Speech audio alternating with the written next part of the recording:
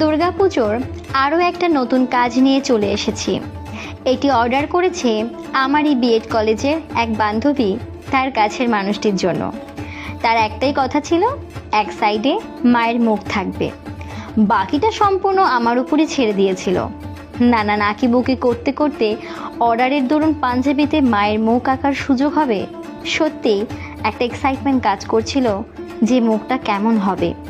সব থেকে বেশি এক্সাইটমেন্ট কাজ করছিল মায়ের চক্ষুদানের সময়। একটা মুখের সৌন্দর্য অনেকটা চোখের উপর ডিপেন্ড করে, আর আমার চোখ আঁকতে বেশ ভালো লাগে। আর সেটা যদি মায়ের চোখ হয় তাহলে তো কোনো কথাই নেই। যাই হোক, যার অর্ডার ছিল তার তো খুব পছন্দ হয়েছে।